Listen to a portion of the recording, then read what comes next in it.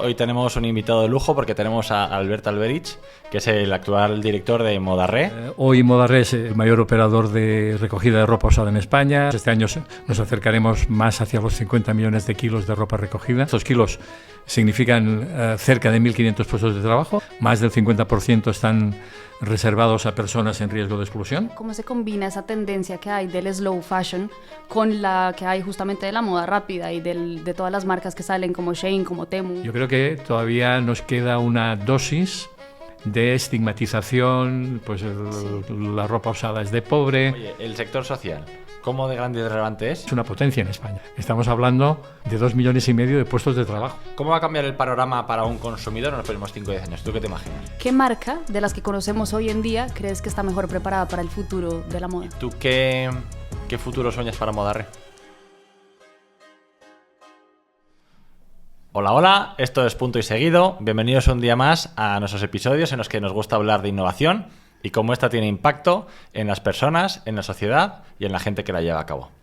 Para abrir un poco el apetito del capítulo de hoy, quiero que pensemos en los contenedores rojos que muchas veces habremos visto cerca de nuestras viviendas, ¿no? Que son los contenedores que recogen la ropa que todavía se puede utilizar y que quieres donar, ¿vale? Para que os hagáis una idea, en España aproximadamente se recogen al año unos 100 millones de kilos de ropa. De esos, casi la mitad lo recoge la misma organización de la que vamos a estar hablando hoy, ¿vale? Para que os hagáis una idea, esos 50 millones de kilos de ropa que recogen, si lo pasáramos a los pantalones vaqueros que seguramente llevas puesto ahora mismo, estamos hablando de unos 80-90 millones de vaqueros.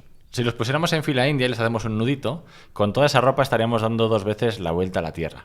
Eso es la cantidad de ropa que al año, solamente en el país de España, se recoge, se clasifica, se procesa y se intenta reaprovechar. Pues para hablar de todo eso, hoy tenemos un invitado de lujo porque tenemos a Albert Alberich, que es el actual director de Modarré. Modarré, que es una cooperativa muy original por tanto como cómo nace y cómo ejecuta todo lo que hace, porque además es una empresa de inserción que da trabajo a más de 1.400 personas, de las cuales casi la mitad, si no me equivoco, incluso más de la mitad, son personas de inserción, que también hablaremos un poquito de por qué esa filosofía y lo que consiguen. Y tenemos muchas ganas, una vez más, de freír preguntas a Albert, y también para eso cuento con la indispensable Nat. ¿Cómo estás, Nat? Muy bien, Miguel, gracias. Hola, Albert, muchas gracias por estar con nosotros en Punto Seguido. Gracias a vosotros. Pues me encantaría empezar con que nos cuentes un poco quién es Albert, desde el baloncesto hasta la actualidad, y que nos cuentes qué es Modarré y si puedes darnos algunas cifras para que quienes nos están escuchando dimensionen la iniciativa. Bueno, Albert es un varón que nació en los años 50 del siglo pasado, sin entrar en detalles, que estudió Ciencias Químicas, es licenciado en Ciencias Químicas, que nunca ha trabajado de químico, que durante una época, compaginando estudios universitarios, pues se dedicó profesionalmente al baloncesto, como he comentado, entrenando pues a la Salle de Barcelona y posteriormente siendo entrenador de la selección junior española, pero que también empezó a trabajar en la empresa ordinaria y ahí pues desde una empresa de confección textil, que ya fue un primer contacto en el textil en esos años, en los años 80, hasta posteriormente el mundo de la asesoría, hasta que hacia finales de los años 90 un contacto de una persona del ámbito de Cáritas, tuve ese primer contacto con Cáritas, y entré en este mundo como voluntario, compaginando pues, esas acciones de voluntariado con mi trabajo en ese momento de asesoría. Y esa fue la entrada en el mundo de Cáritas y creo que va a ser la salida. O sea que también voy a acabar saliendo como voluntario de Cáritas cuando acabe pues, con esta dirección de Modarré, ¿no? Y en cuanto a Modarré, pues comentar, hoy Modarré, tal como comentaba Miguel, es el mayor operador de recogida de ropa usada en España. Este año nos acercaremos más hacia los 50 millones de kilos de ropa recogida durante el año 2024, posiblemente 47-48 millones de kilos. Siempre con ese objetivo, ¿no?, de la creación, el primer objetivo, que es el objetivo que genera el nacimiento de Modarré porque si miramos el nacimiento nos tendríamos que remontar más en el tiempo, incluso más que esos años 50 de los que hablaba antes, sino de esa tradición que nació sobre todo en la posguerra española, que hacía que en las familias españolas, cuando esa ropa que estaba en buen estado de uso, no había otra salida, se llevaba a las parroquias donde las voluntarias y los voluntarios de Cáritas la condicionaban para hacerla llegar a las familias necesitadas de su entorno, ¿no? Y a partir de ahí, cuando los volúmenes nos fuimos alejando de esa época de posguerra y los volúmenes de ropa cada vez eran más importantes y la calidad de la ropa era mejor, sí que nació en algunos proyectos de Cáritas, en algunas Cáritas diocesanas, en Bilbao, Barcelona, Zaragoza, esa idea de que el tratamiento de esa ropa podía servir para crear puestos de trabajo precisamente para esas personas que llegaban a Cáritas y que, aparte de recibir la atención asistencial que recibían de Cáritas y que siempre se recibirá de Cáritas, que es una de sus razones de ser, había algo más que era que el convencimiento de que para ayudar a esa persona realmente a salir de esa situación de exclusión, la mejor herramienta era un lugar de trabajo, ¿no? Y esos volúmenes de ropa que cada vez eran más importantes, que incluso bloqueaban ya esas parroquias y esos roperos, y se tenían que empezar a alquilar locales, pues empezaron a crearse puestos de trabajo en esos proyectos. Y de ahí nace, pues bueno, ha sido la evolución con el paso del tiempo y llegar a ser, pues hoy, el mayor operador y tal, ¿no? Aparte de estos kilos, significan cerca de 1.500 puestos de trabajo, tal como decía Miguel, más del 50% están reservados a personas en riesgo de exclusión.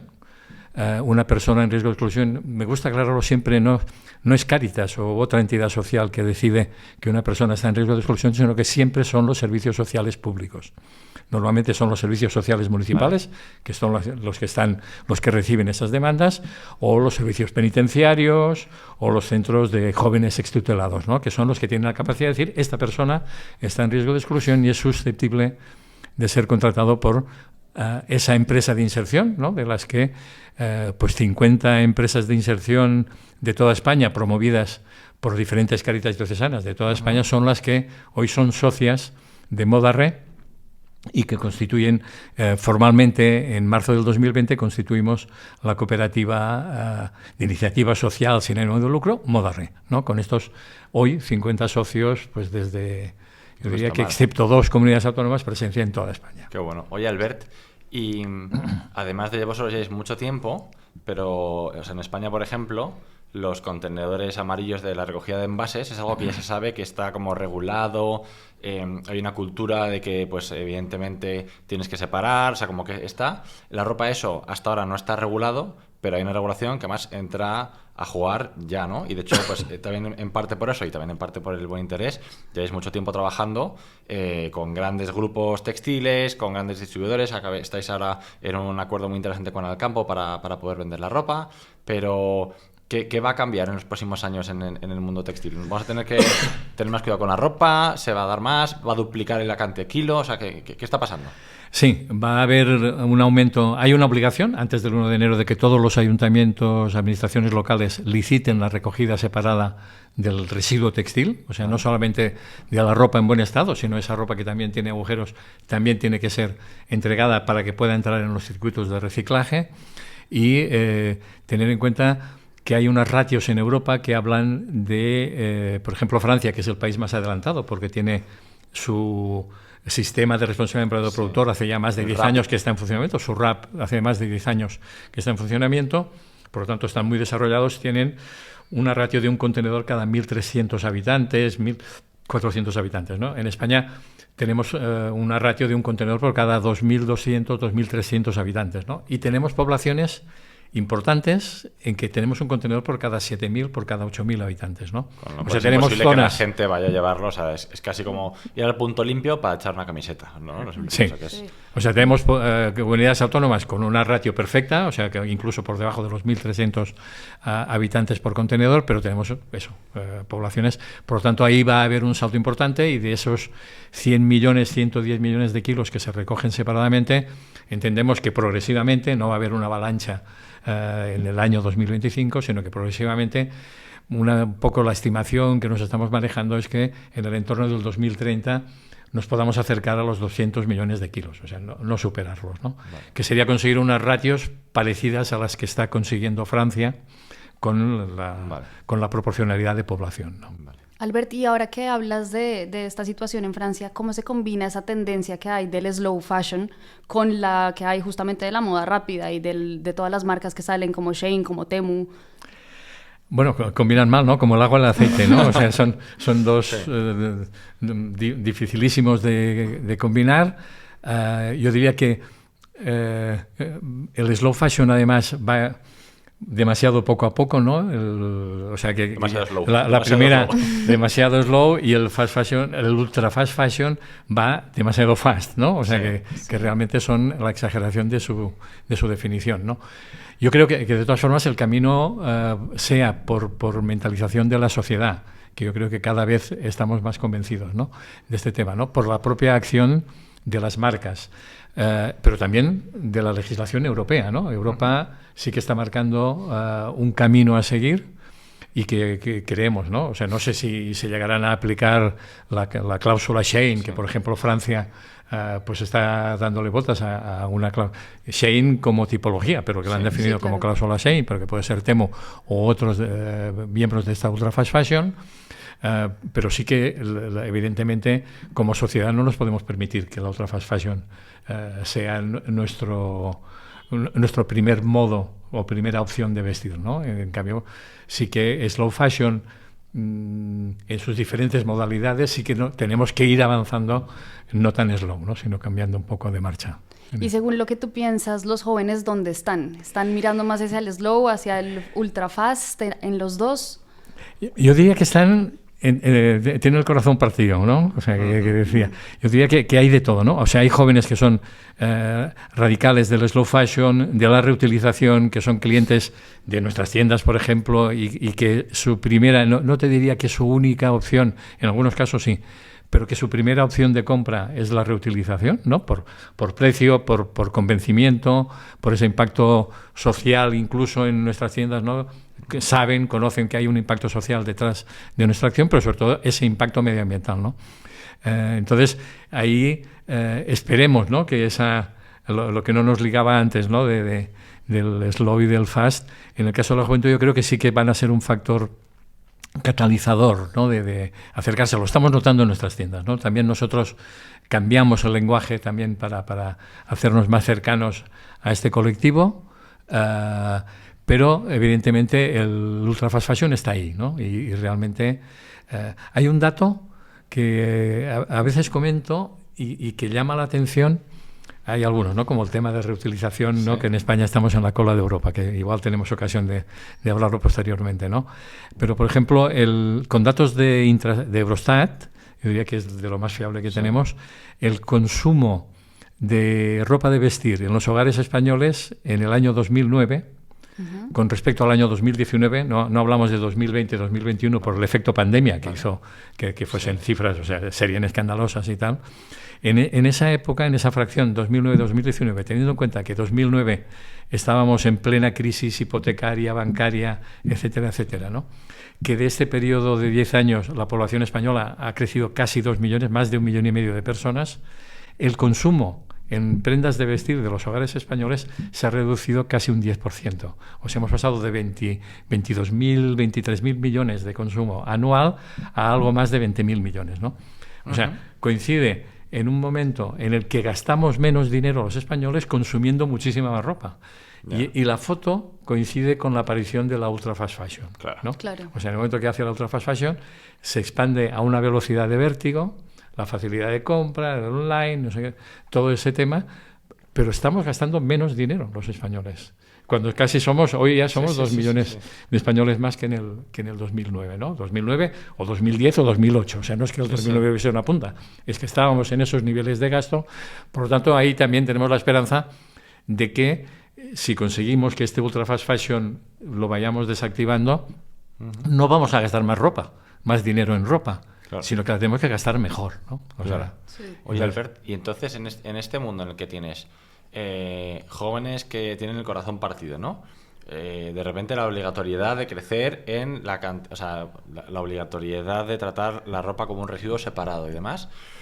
¿Qué piensas tú que va a pasar en los próximos 5 o 10 años, ¿no? Por ejemplo, una cosa que no hemos comentado con tanto detalle, vosotros tenéis 120, 130 tiendas ahora mismo vuestras propias, y además vais a abrir unos 30, 40 corners con Alcampo para distribuir vuestra tienda, pero claro, o sea, 44 millones de kilos de ropa, eso no caben en 100 tiendas, ¿no? No sé si hace falta 1.000 tiendas, 10.000, o sea, ¿qué va a pasar? ¿Van a crecer mucho las tiendas de segunda mano? ¿O los grupos textiles van a empezar a de verdad meter corners de segundo uso? Pero también tienen muchos retos. O sea, ¿cómo va a cambiar el panorama para un consumidor en los próximos 5 o 10 años? ¿Tú qué te imaginas? Yo creo que la reutilización, o sea, la venta de ropa de segunda mano, llamémoslo como queramos, en diferentes vías va a tener una explosión. O sea, en España estamos, lo hemos comentado ya así de pasada, en la cola de Europa. No llegamos a 300 tiendas en toda España, movidas por entidades sociales en toda España. En Inglaterra, solo en Inglaterra, hay 11.000 tiendas 11.000 gestionadas por entidades sin ánimo de lucro. Y siempre pongo el mismo ejemplo, entidades como Oxfam, que conocemos todos perfectamente, o la Asociación de Enfermedades del Cáncer inglesa, o la de Enfermedades del Corazón, cada una de ellas tiene cadenas de entre 600 y 700 tiendas en Inglaterra, ¿no? Por lo tanto, nos queda un fuerte camino, ¿no? Yo creo que todavía nos queda una dosis de estigmatización, pues la ropa usada es de pobre, ahí no voy a encontrar nada que me guste, o sea, nos queda, ¿no? La estamos venciendo. O sea, yo diría que la estamos venciendo. Ese escenario nosotros hemos pasado en 2020, cuando nos constituimos, cuando todos esos proyectos de Cáritas decidimos unirnos para poder afrontar mejor todos los retos que se avecinaban, legales, pero también técnicos y de desarrollo. Teníamos 80 tiendas en España y ahora, tal como comentabas tú, nos estamos acercando ya a 140 tiendas, más cerca de 30 corners en hipermercados al campo. Tenemos presencia en 90 ciudades españolas. El año próximo vamos a superar los 200 puntos de venta. Tenemos el plan de abrir 20 tiendas más. Hemos iniciado procesos, yo diría que eran inimaginables hace poco, como Moda Re en Ruta. O sea que, si queréis, después hablamos un poco de este proyecto. Pero claro, la capacidad de clasificación de esa ropa reutilizable nos daría para abrir como 4 veces más tiendas de este tipo, ¿no? Por lo tanto, también ayudará la legislación, o sea, porque toda la normativa europea va en el mismo sentido. Tenemos que convertir que esa ropa que entra en Europa se reutilice o se convierta en materia prima europea, ¿no? Que la volvamos a exportar como residuo. Porque ¿no? ahora mismo, Albert, más o menos, ¿cuál es el viaje de un pantalón? Quiero decir, yo he hecho ropa tal, supongo que habrá ropa limpia, sucia, destrozada, destruida, nueva, sí, bueno, sí, literalmente, nueva, pero que es de Temu, entonces como que al final costó 3 céntimos, o sea, y de todo ese paquete, más o menos, ¿cuánto se puede utilizar? O sea, ¿cuál es el viaje de mi pantalón? El viaje de tu pantalón, a fecha de hoy, sería más o menos, si tuvieses 100 pantalones, ¿vale? Sí. en las plantas de... No lo tengo, ya lo digo. El macroarmario ese. De 100 unidades, entre 50 y 55 clasificamos como reutilizables. ¿Vale? También entendemos que cuando haya más expansión de esa recogida de ropa, esa fracción seguramente disminuirá. Baja, vale. O sea, porque hoy seguramente hay ropa que, porque está agujereada de todo eso, no se basura, deposita, claro, y va a la fracción resto, ¿no? Eso también vamos a trabajar para que no sea así, vale, porque se tiene que convertir en materia prima, ¿no? En ese tema. Ese 50-55 sería reutilizable. De esos... Reutilizable significa que lo puedes vender en tiendas. Que tiene la dignidad de volver a ser usado por una persona. Vale. Entonces, de ese porcentaje, un 10% es el que se queda en España. En perímetro España. En el perímetro España o Europa cercana, por decirlo de alguna manera. El resto se está exportando mayoritariamente a África. Y se vende en kilos. Se vende en kilos clasificado. O sea, no exportamos ningún residuo, no exportamos ni la bolsa de plástico, ni esa prenda que está rota y tal, sino que se exporta el reutilizable, clasificada en sus diferentes categorías. Una tonelada de pantalones o 20.000. Sí. Pantalón de hombre o bermudas o camiseta o jeans, ¿no? O lo que fuese, ¿no? Después tenemos una fracción que se mueve entre el 30 y el 40%, puede estar el 33, 35, depende de los momentos, que es esa ropa que ya no tiene la dignidad de volver a ser usada, ¿no? Pues por un estado de desgaste excesivo, porque tiene agujeros, tiene manchas difíciles de sacar, tiene cremalleras rotas, o sea que es un poco como la ropa que tú en casa ahora mismo dudarías en donar, ¿no? Como que donar tú piensas que es para dárselo a alguien y es la típica que dices, esto se puede donar o no, como los juguetes para la rifa, en plan de nunca dones juguetes rotos, ¿no? Exacto. Vale. Entonces, ¿eso qué haces con ello? Esa es la que hasta hace 3 años, mayoritariamente, porque no había alternativa, se exportaba básicamente al sudeste asiático, a India, Bangladesh, Pakistán, donde lo que hacían era quitarle todos los impropios no textiles, esas cremalleras, botones, las etiquetas de cuero, todo ese mundo, y lo convertían fundamentalmente en aislamientos acústicos, aislamientos térmicos, aislamientos del mundo de la automoción, todo ese esos aislamientos que lleva el capó, el no sé qué, las alfombrillas, etcétera, etcétera, lo convirtieron en una materia prima que llamamos downcycling, ¿no? De baja calidad y tal, ¿no? Y eso era porque no había una alternativa, que había una barrera que era para poder pensar en un reciclado de alta calidad, que era el conocimiento de la composición de esas prendas, ¿no? Claro. Separar los componentes para poder tratar cada uno por separado. Claro, ¿no? o sea, porque sí que se podían hacer acciones de un reciclado mecánico de algodón o lo que fuese, pero necesitabas saber que esa prenda era 100% algodón o era un 50% algodón, 50% poliéster, ¿no? Eso no lo podíamos, porque no había ningún sistema tecnológico que te diese esa garantía. La garantía no te la podían dar las etiquetas de composición, porque en muchos casos el ciudadano cuando lo compra le molestan las etiquetas y las corta. Sí. En otros casos, debido a los lavados, se convierten en ilegibles. En otros casos, que también es una realidad, las etiquetas no dicen la verdad, o sea, te dicen algodón 100% y es un 70-30, por lo tanto, no había esa base, ¿no? Tenías que ir a base de pruebas, pequeñas pruebas de laboratorio para avanzar, ¿no? Nosotros ahí sí que dimos un salto importantísimo, que además ha sido pionero, hemos sido de los pioneros en el sur de Europa por descontado, y de las 4 o 5 que han existido a nivel europeo, que pudimos instalar en nuestras 3 plantas de tratamiento que teníamos en aquel momento. Ahora tenemos ya una 4ª planta en Vallecas, en Madrid, que está ahora empezando a funcionar.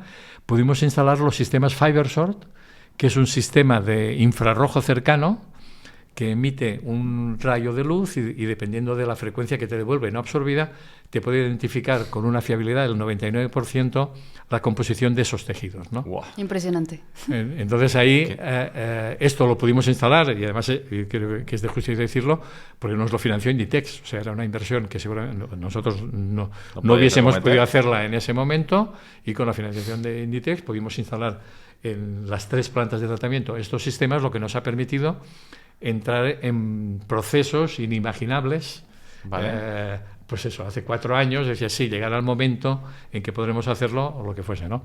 Y ahí ha habido un salto importantísimo, nosotros por nuestra parte, pero también a nivel europeo, porque esto se ha ido extendiendo y que nos ha permitido participar en procesos punteros a nivel mundial de, por ejemplo, un proyecto que se llama, algunos estamos con confidencialidad, o sea que no podemos hablar, sobre todo en temas de reciclado de poliéster, reciclado químico de algodón, separación de poliéster y algodón, que es la mezcla mayoritaria que tenemos.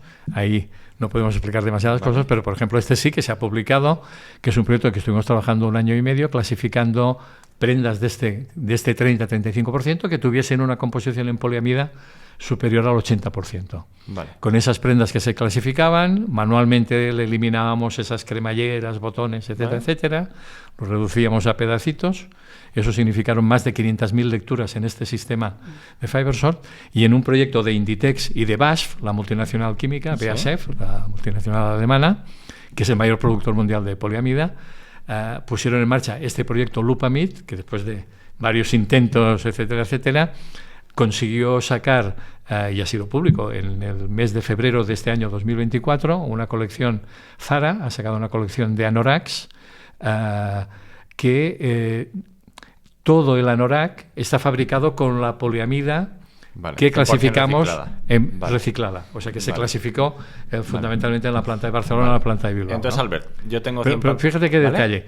O sea, no es solo el tejido del anorak. Cuando decimos todo el anorak, es que es todos los componentes del anorak. O sea, ese anorak se ha fabricado, podéis encontrarlo si buscáis Lupamid, BASF, Inditex. Las cremalleras están hechas con la misma poliamida que hizo BASF.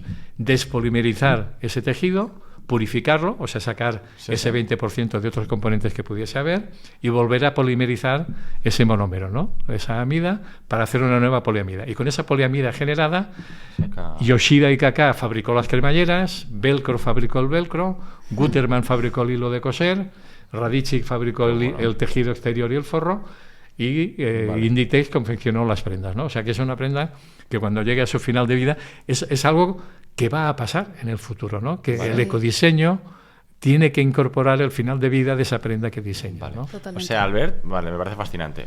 Recapitulo un poco para que no nos perdamos. Yo tengo 100 pantalones que meto en el contenedor. De esos 55 tienen buena vida, tienen dignidad, se pueden colocar en tiendas, de los cuales solamente 5 van a las tiendas de España y 50 a día de hoy viajan a otros países, generalmente África. Hasta ahora el 30-35 restante o del restante lo llevábamos a Asia y de ahí pues básicamente lo utilizábamos para con un cierto downcycling como podían, pero acabáis de encontrar, junto con ayuda con mucho desarrollo, tecnologías para cerrar el ciclo completo y poder le haces una foto con infrarrojos al pantalón. Y de esa foto que le haces, resulta que dices, oye, que es poliamida y lo puedo deshacer por completo y hacerlo como un poco como el PET, ¿no? 100% reciclado, es un poco como lo que sabemos. Que imagino que eso ahora todavía está en fase de laboratorio, ¿no? Tal. Pero hay una cosa que tenemos que ver es que ese proceso sea competitivo, ¿no? O sea, como que la poliamida que luego salga en Zara, como materia prima, está más o menos en el orden de magnitud eurokilo de poliamida parecido a la poliamida virgen para que pueda competir, ¿no? Que me imagino que eso todavía estaréis lejos de medirlo, ¿no? Está lejos, pero bueno, las estimaciones, al final nosotros también, quiero decir, la legislación también va a hacer que esas barreras vayan y que haya la obligación de saltarlas, ¿no? Al final, también yo creo que nos hemos acostumbrado que un tomate ecológico nos cuesta 2 euros el kilo más que un tomate no ecológico, ¿no? Por decirlo de alguna manera. pero no 30. No, claro. No. Lo que pasa es que en según qué casos, o sea, este es un caso de reciclado químico. Hay otra vía de reciclado que es el reciclado mecánico. ¿No? Que en ese caso las diferencias de precio, porque ¿qué pasa? Que en el momento en que escalemos estos procesos de reciclado químico, como estos que os estoy comentando del poliéster o la separación de poliéster y algodón, hoy todavía tampoco sabemos qué impactos medioambientales va a tener o qué impactos energéticos va a necesitar todo ese proceso en ese tema, ¿no? Todo eso va a elaborarse y llegará al momento de eficiencia segurísimo, ¿no? Claro.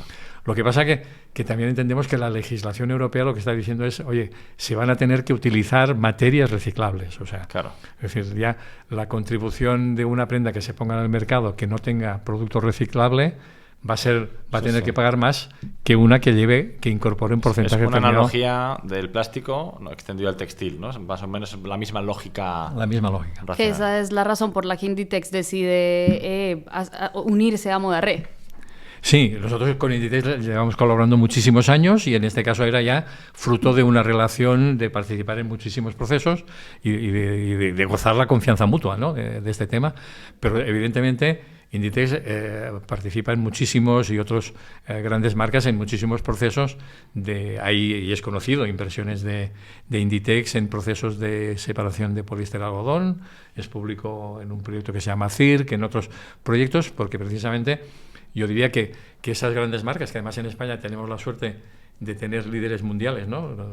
Sino otras muchísimas de referencia, yo diría que hay la conciencia de que han sido parte de ese problema, no ese factor final del ultra fast fashion, que es el que ha, yo diría, desequilibrado muchísimas cosas, pero también están convencidos de que son parte de la solución y que tienen que ser parte de la solución, ¿no? Por lo tanto, ahí se están dedicando muchísimos esfuerzos para poder que la circularidad esté, ¿no? Y después, claro, habrá que entrar en el ecodiseño, habrá que entrar en muchísimas cosas, pero que están ahí encima de la mesa. Albert, y para hacerlo, el más difícil todavía, además de intentar hacer todo este mundo más circular y más eco, esto lo hacéis con un fin eminentemente social, ¿vale? Entonces, ¿qué pinta el tercer sector en esto? Y también, porque me gustaría que tú que llevas muchos años en esto, que nos expliques también a los que nos escuchan el tercer sector, que siempre no sé si son en plan, pues que son 4 gatos de ONGs que ayudan a unos pobrecitos, o esto es relevante a nivel de tamaño. También un poco como que, uno, ¿por qué? O sea, me interesan 2 cosas, bueno, 1000 cosas, pero 2 cosas ahora, ¿no? Uno es,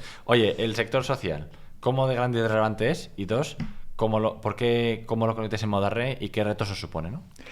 A ver, el tercer sector o el tercer sector social o economía social, yo diría economía social, que es el que engloba, yo diría, todas estas actividades y todo eso, es una potencia en España. O sea, estamos hablando de 2,5 millones de puestos de trabajo. 2,5 millones de puestos de trabajo. La economía social, o sea, hay dos familias, ¿no? Las entidades que trabajan en la economía social de mercado, o sea que existen porque sus ingresos vienen fruto de su trabajo, de su creación de producto, de servicios, etcétera, etcétera. Ahí estamos hablando de cerca de 2 millones de puestos de trabajo en España, pero que es la economía que no nace con ánimo de lucro. Sino pues por la creación de puestos de trabajo, como pueden ser y tal, ¿no? Y hay otros 500.000 que sería el mundo de las ONGs, para entendernos, ¿no? O sea, que sería el mundo pues, de Cáritas, de Cruz Roja, que son grandes empleadores, ¿no? El primer grupo son unos 2 millones de puestos de trabajo, números redondos, y el otro grupo son 500.000 puestos de trabajo. O sea, pero estamos hablando, eso es muchísima gente. Es muchísima gente. O sea, España es uno de los países europeos referentes en todo este mundo. Tener en cuenta que tenemos ejemplos. O sea, en economía social son unas figuras concretas, ¿no? Son las cooperativas, son las mutualidades, las cofradías de pescadores, las empresas de inserción, que es nuestro caso, que son esas que tenemos, que igual hablamos después un poquito más de ellas, los centros especiales de empleo sin ánimo de lucro, todo el mundo de la discapacidad, todo ese mundo, claro. Ahí tenemos actores de la potencia o grupos empresariales, ¿no? De Eroski, por decirlo de alguna manera, ¿no? O grupos empresariales como Mondragón, como Ilunion, ¿no? O sea, estamos hablando de que el Grupo Mondragón pues debe tener 60.000 trabajadores, Eroski, los que tienen, ¿no? Cajamar, Caja Rural, o sea, todo este mundo que no se mueve por la distribución de dividendos, el lucro, claro, nos dan esas cifras, ¿no? Ahí dentro pues estamos las empresas de inserción, que somos una pequeña parte, que son esas que somos empresas de tránsito, ¿no? Que contratamos a esas personas para que estén con nosotros y lo tenemos regulado por ley, ¿no? Un mínimo de 6 meses y un máximo de 3 años, pero que el objetivo es de que esas personas salten a la empresa ordinaria, ¿no? O sea, somos tan inconscientes que hacemos lo contrario de una empresa, ¿no? Que una empresa... Os saltáis todas las buenas prácticas del management, ¿no? ¿Qué hace una empresa con 2 dedos de frente, ¿no? Que cuando forma a un trabajador lo que quiere es retenerlo, ¿no? Claro. Totalmente. Es decir, incluso a veces contractualmente, ¿no? En cambio, nosotros lo que hacemos es que cuando esa persona ha adquirido esas habilidades, salte a la empresa ordinaria... Fuera, que me funcionas demasiado bien, ¿no? Exacto. Y que ese puesto de trabajo vuelva a ser utilizado por una persona que inicie ese itinerario con nosotros, ¿no? Por lo tanto, pero sí, Entonces, la economía social en España es un monstruo con claro, grandes... Vale, me parece fascinante. Y claro, entonces vosotros tenéis ahora 1.400 personas, de las cuales más de la mitad son personas que estaban en riesgo de exclusión, pero es que significa que si cada 12-18 meses intentáis necesitarlos, es que estáis en ciclos continuos de 700 personas, ¿no? Que pasan por ahí y luego les destino, ¿no? ¿Qué retos os supone eso en el día a día? En el día a día yo creo que hay que partir de un convencimiento, o sea, tenemos que separar la labor asistencial de Cáritas, o sea, que esa es una y que va a seguir, ojalá no fuese necesaria, pero lo estamos viendo cada día, o sea, esa labor va a existir y para eso está Cáritas, de una labor como es las empresas de inserción que ha promovido Cáritas, ¿no? Que hay empresas de inserción promovidas por otras entidades en España.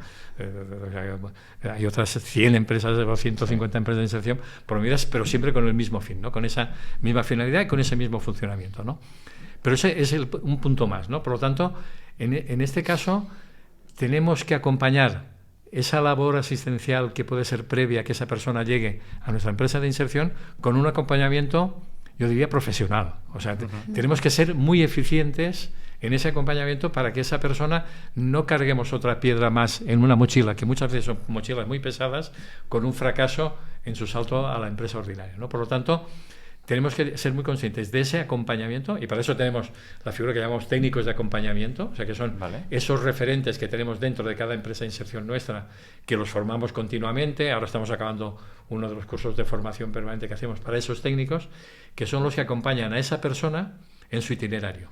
Y que van a diseñar ese itinerario juntamente con él, ¿no? Porque le van a poner, independientemente de sus obligaciones laborales que puede tener, una formación que puede ir desde temas de lenguaje en caso de inmigración a temas mucho más básicos de relación, en fin, todo ese tema, y con actividades profesionales a lo mejor que esa formación que le vamos a hacer profesionalizadora no tiene que ver con su puesto de trabajo, porque a lo mejor está en selección, en clasificación de ropa, que eso en el mercado ordinario no existe, y por lo tanto esa persona pues a lo mejor la estamos formando de mozo de almacén, de carretera, paralelamente a mitad de desarrollo del trabajo, ¿no? Pero sobre todo tenemos que ser muy eficientes en ese acompañamiento del itinerario para que esas personas puedan tener ese salto a la empresa ordinaria, ¿no? Y Albert, y más o menos de toda esta gente que rota con vosotros, hay mucha tasa de, digo, también un poco por entender las realidades de este mundo, hay mucho abandono a mitad del camino. En general conseguís que la gente salga.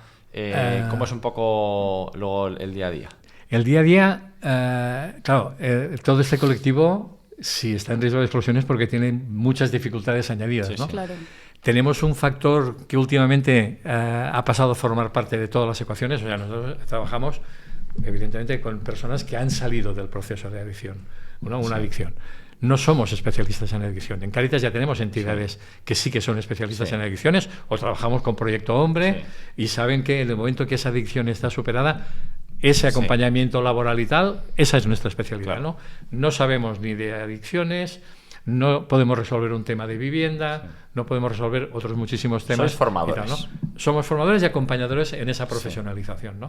Pero claro, son colectivos muy frágiles, ¿no? Mujeres víctimas de malos tratos, que pueden tener recaídas no buscadas, por decirlo de alguna manera. Sí, claro. En algunos casos tienen un desplazamiento del lugar habitual, con lo cual crean puede encajar o no encajar. Encajar situaciones expenitenciarias, donde a lo mejor incluso un hecho, un tema judicial pendiente, etcétera, etcétera, puede provocar salidas, etcétera, etcétera, ¿no? Por lo tanto, sabemos que hay dificultades, se genera absentismo, porque muchas veces hay carencia de red social alrededor de esa persona. No tenemos esa familia que todos hemos tenido y que nos ha acompañado, ¿no? Y que nos ha facilitado que tengamos no una primera oportunidad, que tengamos una segunda. Yo he tenido segundas y terceras oportunidades por un saco, porque tuve la fortuna pues de nacer en una familia humilde, pero que se empeñó a que sus hijos tuviesen una formación universitaria, y cuando pues la hemos pifiado en la vida, pues ha salido una segunda oportunidad por ese entorno, ¿no?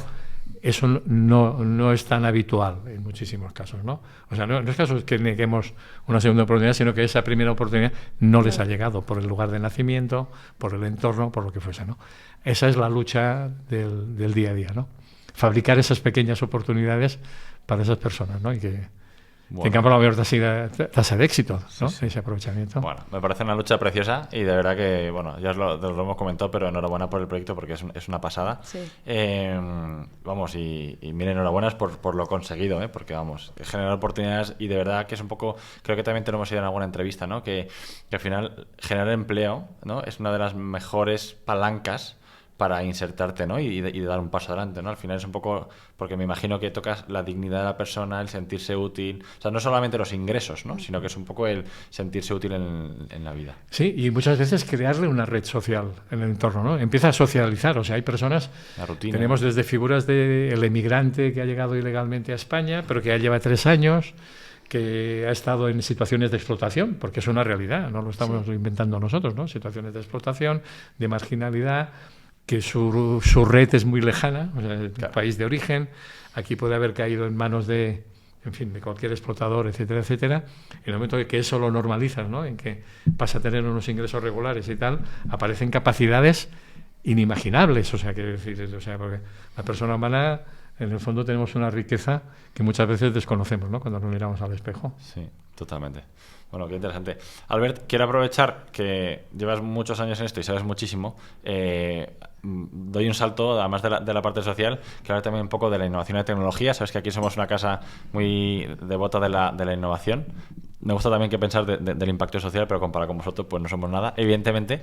Pero en esta parte de la revolución tecnológica, dentro de vuestro del camino de nuestros pantalones, ¿no? Que decíamos, tenemos la parte de la recogida, tenemos la parte luego, esto se vende o se traspasa a las clasificadoras que tenéis y luego de ahí va saliendo, ¿no? ¿Tú qué revoluciones tecnológicas estás viendo o esperas? No sé si es en la parte de la recogida, si es en la parte de los contenedores, porque la containerización y sensorización de todo eso, ¿no? Que es un desafío para que no se vandalice, porque también si empieza a haber una economía, pues la economía atrae también a los rateros, ¿no? O sea, entonces, como no sé si es en la sensórica, no sé si es en los camiones, si es en las plantas, ¿dónde te esperas que va a haber como grandes novedades, no? A ver, nosotros en sensorización también, y gracias, por ejemplo, a un apoyo que tuvimos de la Agenda 2030, tenemos a nivel mundial, o sea, es la primera red de cobertura estatal, o sea, de una nación, porque sí que había casos de alguna ciudad, por ejemplo, parcialmente Londres o Ámsterdam, que tenemos toda la red de más de 8.500 contenedores sensorizada. O sea que nosotros en tiempo real sabemos el volumen que tiene cada contenedor. O sea, sabemos en tiempo real la evolución, con lo cual ahora estamos ya no solo en la fase de conocimiento, sino en la fase de implantación de rutas, ¿no? ¿Vale? Donde ya no es lo que hacíamos pues desde hace 30 años, que el lunes Juan salía y sabía que iba primero a la parroquia A, después iba al colegio B, después iba a la calle no sé dónde, hacía su ruta y se encontraba un contenedor desbordado, uno vacío, uno a la mitad, etcétera, etcétera, pero hacía su ruta, recogía, descargaba y tal, ¿no? Sino que ahora ya el sistema, y lo estamos implantando, ya son de los 50 proyectos, ya estamos cerca de 20 que ya están en el proceso ya de funcionamiento, los otros están todavía en fases previas de implantación, del automatismo de ruta, ¿no? O sea, ese chofer que antes salía y sabía que iba a ir, ahora el sistema le dice, mira, más del 80%, y le da la ruta de contenedores. Oye, eso es son pocos, 70%, ¿no? Y le hace la ruta, sabe su tiempo de recogida y le dice, vas a hacer estos contenedores, ¿no? Que no tenían nada que ver con lo que fuese, ¿no? Con lo cual, tenemos evidentemente un ahorro económico de combustible, con lo cual pues nos va perfecto. Pero además tenemos un ahorro de emisión de efecto contaminante de emisiones de CO2, nitrógenos y todo el tema este, ¿no? Y a la hora de licitar y demás también imagino que vais a ser muy competitivos porque evitas el vandalismo, los puntos negros sucios, ¿no? O sea, como que también pues, es muy ventajoso para todos. Sí, o sea, incluso ahora, o sea, porque ese vandalismo existe, sabemos a qué hora nos roban. O sea, cuando es un vano consuelo, pero bueno. Bueno, ha servido para algunas denuncias. Evidentemente ha habido denuncias, lo que pasa pues que es muy difícil de barrer, pues porque al final pues bueno, acaban en multas que acaban no pagando, pero por lo menos sí que sabemos, o sea, podemos marcar la ruta que nos hace el que roba, ¿no? O en el caso más espectacular de que no es que te vacíen el contenedor, etcétera, etcétera, que te roben un contenedor. O sea, nos han robado un contenedor, o sea, por ejemplo, dos casos, un contenedor que se ha robado en Albacete y ha aparecido en Humanes, aquí al lado de Madrid. Es decir, y evidentemente el sensor nos dio la localización y podemos ir. ¿Para qué lo hacían? Pues para poder desmontar la cerradura, hacer una copia de la llave, no sé qué, no sé cuánto, y con eso no tenemos. O sea, la tecnología está por ahí, pero sí que de cara a administraciones públicas nos permite incluso con esa administración local compartir el estado de sus contenedores. Claro. O sea, puede tener y decir, oye, ¿qué está pasando con el contenedor? ¿Van a recoger? Uy, ese contenedor está desbordado o lo que fuese, ¿no? ¿Por qué? ¿Qué pasa? O lo que fuese, ¿no? Y sí, evidentemente, además todo eso a nosotros nos enriquece en lo que queremos, ¿no? Que esa gente que esté formada con nosotros, en tránsito con nosotros, adquiera capacidades nuevas. O sea, esa persona que el sistema se acostumbra a trabajar con un sistema, pues que posiblemente hace 3 años no hubiese podido entrar en un repartidor de última milla, pues ahora evidentemente sale porque sabe que con su móvil o no sé qué, con esa tablet y no sé qué, sabe que tiene tal, ¿no? Está adquiriendo habilidades que antes no le podíamos dar, ¿no? Por lo tanto, todo lo que sea eficiencia que le podamos añadir es también un pequeño know-how que vamos añadiendo en esas mochilas de esos trabajadores que están con nosotros. Albert, y además, por ejemplo, esos contenedores sensorizados, ¿qué otras innovaciones se vienen para el proceso? Bueno, nosotros ahora estamos, por ejemplo, en temas de recogida, yo te diría que es ese compartir la información con las entidades, con las administraciones públicas. Por ejemplo, yo destacaría, que no lo hemos hablado hasta este momento, ¿no? Eso que hablábamos de la posguerra, ¿no? De esa entrega social que hacíamos en las parroquias, cuando nacen esos primeros proyectos en los años 90, 91, 92, etcétera, etcétera, ya en ese momento también había otra cosa que para mí era, cuando conocí, ¿no? A finales de los años 90 yo entré en contacto con Cáritas, que a mí me parecía absolutamente innovador, que era la dignificación de la entrega social. O sea, por ejemplo, en la Fundación de Barcelona, en sus estatutos del año 92, ya sabía dignificar la entrega social, ¿no? Porque sí que se entendía que el hecho de que la parroquia, pues ya se sabía que los martes y los jueves, de 4 a 6, los voluntarios repartían ropa, pues que veías esas personas al dar la parroquia, pues bueno, van a buscar la ropa, ¿no? Por lo tanto, esa primera tienda que se abrió, yo conozco la de Barcelona, ya se hacía la entrega social en tienda, ¿no? Entonces, eso ha funcionado de alguna manera pues hasta antes de ayer. Claro. En el sentido de que esa trabajadora social, asistente social de Cáritas o del Servicio Social Municipal o de otra entidad, San Juan de Dios, es igual, otra entidad que atendía colectivos, tal, podía enviar a las tiendas donde ya no le preparas un lote, sino que la persona o la familia podía escoger entre la ropa que había en la tienda, ¿no? Y si le ponías una camisa azul y no le gusta la camisa azul, pues puedes coger una camisa blanca. Normalmente tenemos prendas únicas en nuestras tiendas, pero la oferta es amplia, ¿no? Claro. Entonces, pero todavía había una pequeña estigmatización que era a la hora de pagar, iba esa persona con un papel y en caja pues se apuntaba lo que se había llevado porque no ha encontrado el calzado, ¿no? Pues claro. bueno, va a volver otro día y le quedaba pendiente y iba con ese papel que se iba arrugando y que se iba dando, ¿no? Y eso generaba unos albaranes para que el asistente social pudiese hacer un seguimiento que a veces se perdía, no sé qué, no sé cuántos, ¿no? ¿Qué es lo que hicimos? Hicimos una prueba piloto en Barcelona que empezamos hace ya 3 años, ha funcionado muy bien, que es ya la asistente social nuestra de Cáritas o de esa otra entidad con la que trabajamos o el Servicio Social Municipal, lo que hace es cargar un código QR en el móvil de esa persona, ¿no? Con lo cual esa persona va a la tienda, puede ir con la familia, no hay ningún riesgo, puede ir con niños, o sea que no los van a señalar, lo que quiera, escoge la ropa y a la hora de ir a pagar simplemente está haciendo un bizum, o sea cualquiera está haciendo un bizum, paga y tal, ¿no? Y en tiempo real, además, la asistente social tiene la información de qué está pasando con esa familia o con esa persona, ¿no? Eso ya lo estamos extendiendo a toda la red y primer semestre de 2025 toda la red de las 140 tiendas estará ya con este sistema y tal, ¿no? Que le permite, pues bueno, dar pasos y tal, ¿no? O sea que, en fin, vamos intentando avanzar por ahí. Brutal. Oye, Albert, nos estamos quedando sin tiempo porque la gente que nos escucha siempre se pone este podcast para hacer deporte. Como siempre digo, chavales, no os paréis, ánimo. En los últimos 200 metros, que es que la gente, si no, que ya viene la Navidad y engordamos. Albert, entonces te vamos a hacer unas últimas preguntas rápidas. Muy bien. ¿Vale? A ver qué nos quieres responder, ¿vale? Nat, ¿desfadas? Sí, Albert, en estos procesos que has visto en las plantas, ¿cuál ha sido el producto, el proceso o el servicio que te ha parecido como ciencia ficción pura o que más te ha sorprendido? El que más quizá el Fibersol que hemos comentado. O sea, el hecho de poder, que es un tema que ahora lo que estamos haciendo, porque hasta ahora las lecturas las hacíamos manualmente, tener en cuenta que, claro, que va a haber siempre una parte manual porque nuestras prendas están compuestas de muchísimos tejidos, o sea, sí que hay una camiseta, pues es mono tal, ¿no? Por lo tanto, va a haber tal, ¿no? Pero sí que una parte de esas prendas no complicadas, porque el ecodiseño eso también va a cambiar, pero eso va a tardar 4, 5, 6 años en llegar a nuestras plantas de tratamiento.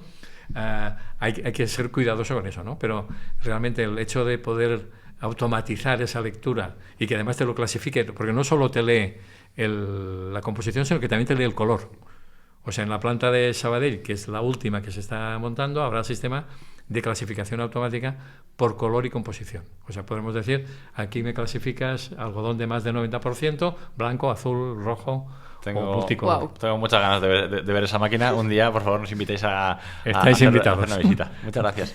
Albert, ya entrando más en un tema más tuyo, digo, porque por todo lo que nos cuentas, el proyecto es increíble, pero algún fallo habrás hecho, ¿no? ¿Cuál ha sido tu mejor idea? Esa que en el momento dices, ha sido increíble, y con el tiempo dices, vaya desastre. Ay, a ver, el entorno de la ropa. El entorno de la ropa ahora me cuesta, ¿eh? O sea, en otros proyectos, o sea, cuando... Puede ser otra cosa también, ¿eh? En otra cosa, pues por ejemplo... hicimos un proyecto en Barcelona, la Información y Trabajo, el proyecto de ese tema, hicimos un proyecto que se llamaba Bicipark, ¿vale? Que era mediante una cesión de espacios del Ayuntamiento de Barcelona, que eran espacios solares en la ciudad de Barcelona, que estaban desocupados temporalmente. Y entonces, pero céntricos en la ciudad, había de todo, ¿no? Pero pues porque era un solar de equipamientos, tenía que ir a una escuela, pero esa escuela no llegaba nunca. Entonces, una de las ideas que teníamos fue crear un aparcamiento vigilado de bicicletas. Ajá. O sea, y estuvieron funcionando, llegamos a crear como 4 bicipark, le llamamos al proyecto, pero los que más funcionaban, había uno que funcionaba muy bien, que estaba al lado de la isla, fue el primero en el que se construyó una escuela y tuvimos que desmontarlo, ¿no? Donde además trabajamos muchísimo con extranjeros regularizados porque hablaban idiomas, vale. O sea, podían hablar, teníamos personas que llegaban a hablar hasta 6 idiomas, o sea, me acuerdo de un chico de Senegal, etcétera, que estaban ahí, ¿no? Y al final los proyectos que nos quedaron, por ejemplo, abrimos al lado de la Universidad Politécnica de Cataluña 2 aparcamientos en la Universidad Politécnica, y ese pequeño pago de la cuota hacía que los universitarios aparcasen, aunque estaba prohibido aparcar a 500 la bicicleta en el campus, dentro del campus estaba prohibido, esa pequeña barrera económica hizo que el proyecto tuviésemos que desmontarlo por tal, ¿no? El único que era sostenible lo tuvimos que hacer con el tiempo, en cambio los que eran más estables tuvimos que hacer, porque había esos dos con la universidad, y eso era una barrera que te aseguro que era insignificante, y si no había un apoyo económico de la autoridad, y además volvemos a lo mismo, era un aparcamiento pues con poca utilización, o sea, tener en cuenta que ese que funcionaba y que tuvimos que desmontar, por ejemplo, esta persona que estaba yo pensando, en un chico senegalés que se llamaba Stephenson, dentro de las actividades complementarias hacíamos rutas turísticas en Barcelona. O sea, y una de las rutas que hacía era el modernismo, ¿no? El Gaudí, que Montaner, etcétera, etcétera.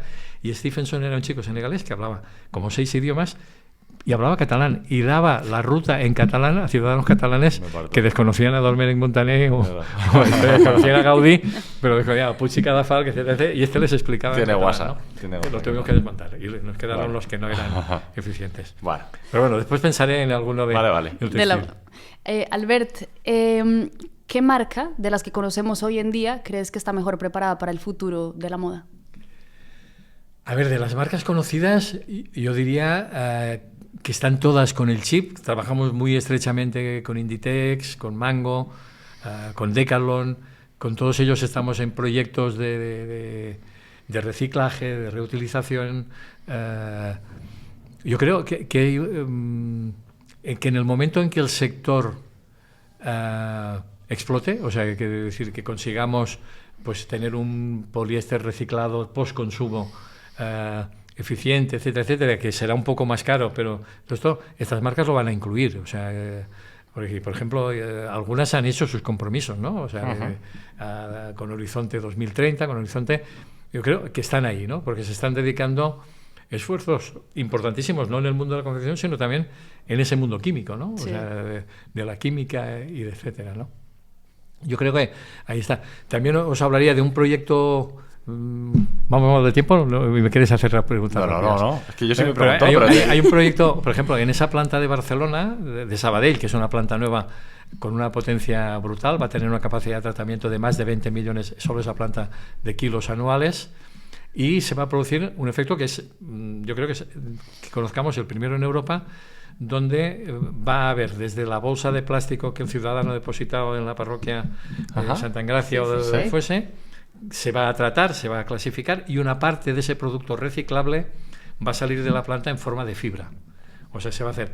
Y eso es un proyecto que se llama Depost Fiber, en el que participa Modarre a través de Formació i Treball, que es el socio de Modarre en Barcelona, que es el que gestiona la planta, pero también participa Margasa, que es un fabricante español, pero referente a nivel mundial de maquinaria de reciclado textil, y por lo tanto aporta toda la tecnología en ese apartado.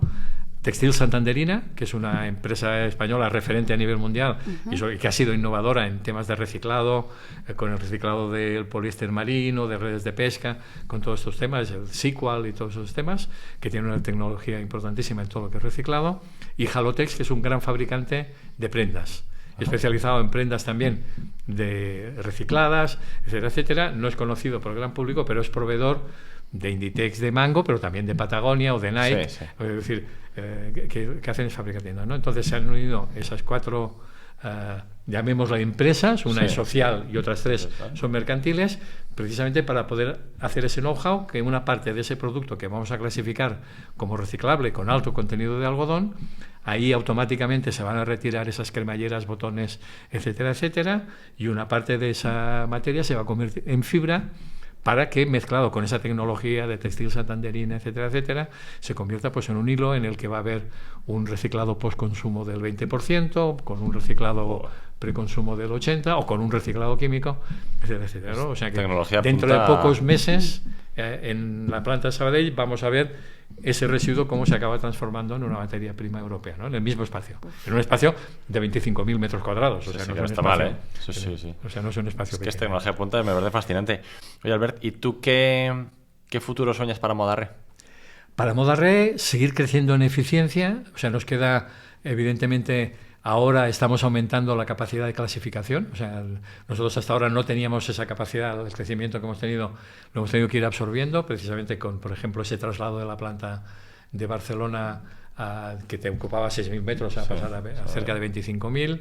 La nueva planta en Vallecas, en Madrid, que está empezando a funcionar, que todavía no tiene la velocidad de crucero, porque tenemos que ir poco a poco con las personas que trabajamos nosotros, etcétera, etcétera. Una quinta planta en Galicia, que van a hacer en 2025. Por lo tanto, vamos a tener primero ese gran reto, que es todo lo que recogemos, poderlo clasificar, convertirlo en reutilizable o en reciclable. Ese sería uno, ¿no? Y después, otro reto que yo diría que es compartir con la sociedad, que es aumentar esa capacidad de reutilización, ¿no?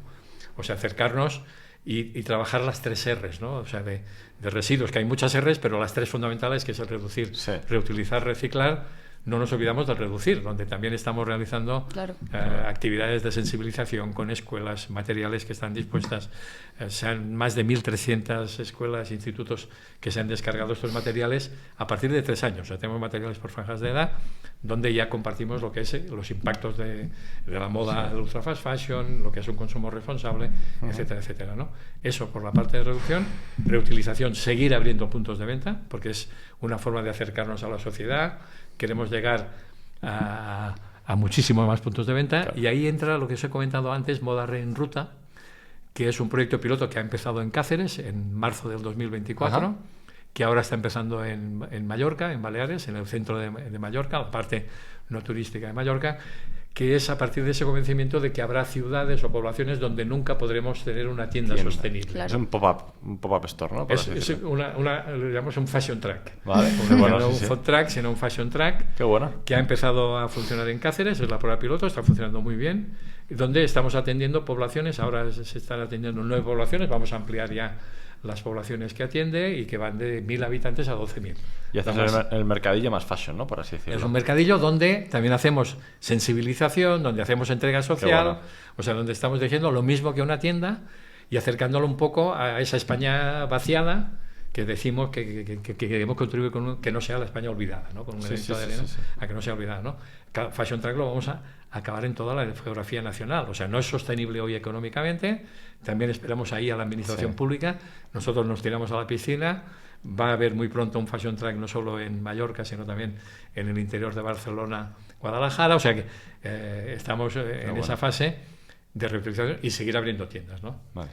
Porque sí que nos encontramos siempre, ¿no? Con esa frase cuando hemos abierto tienda en cualquiera de las ciudades donde no teníamos tienda, es que aquí no hay tradición de comprar ropa usada. Pues la creamos, ¿no? Pues la creamos. Se ha creado, y la realidad es de que esa tradición se crea muy rápidamente cuando la oferta es atractiva, con una oferta con tiendas iluminadas, bonitas, o sea que son perfectamente compatibles con su entorno comercial. Que es el fashion. Sí. Bueno, ¿puedo hacer la última pregunta? Adelante.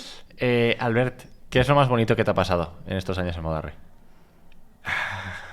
Bueno, yo te diría que participar en el nacimiento, ¿no? Eso nace de algo que llamábamos el proyecto común textil de Cáritas, ¿no? Cuando esas entidades que estábamos más avanzadas, ¿no? Veíamos que juntos todavía, que si juntábamos todavía más esfuerzos, podíamos llegar mucho más lejos y poder afrontar esos retos, ¿no? Como ahora, ¿no? De lo que estamos hablando, ¿no? Sin Modarre no hubiésemos podido afrontar Lupamid, no hubiésemos participado en Lupamid. Claro. O sea, quizás no hubiésemos sido el partner para estas entidades, ¿no? Para Inditex, teníamos que dar ese dato, y hemos sido capaces. Claro, Modarre es un ejercicio de somos un modelo cooperativo, que significa que cada uno de los proyectos tiene que renunciar a algo de lo suyo en función de lo común, ¿no? O sea, a todos nos gustaría ser príncipes, ¿no? Ser un pequeño reino de taifas. Esa tentación siempre la vamos a tener, ¿no? ¿Qué hay de lo mío, no? Me gustaría que se haga más grande Cáritas, no sé qué, que no el proyecto común, ¿no? O sea, ese es un ejercicio de generosidad de los 50 socios de Modarre en función de ese proyecto conjunto, ¿no? Que además creo que decir, hombre, que dice mucho de esa voluntad de comunidad que está en el fondo, en el nacimiento de Cáritas, ¿no? Por decir, ¿no? Por lo tanto, el hecho de haber podido participar en el embarazo, en el nacimiento, en el bautizo, y ahora que estamos ya casi en la fase de confirmación, para mí es un privilegio absolutamente total, ¿no? Qué bueno. Pues oye, Albert, de verdad que muchísimas gracias. Yo he aprendido muchísimo, me ha encantado, porque es que hemos tocado todos los palos: social, industrial, textil, la moda, o sea, me ha parecido tecnológico, Total, ¿vale? O sea que de verdad que muchísimas gracias por acercarte a nuestra casa y un millón de gracias y enhorabuena por el proyecto A todos los que han colaborado, que sé que esto es en representación. Nat, muchas gracias un día más por estar con nosotros. Y a los que nos escucháis, muchas gracias y nos vemos en el próximo. Muchas gracias a vosotros. Gracias. Chao.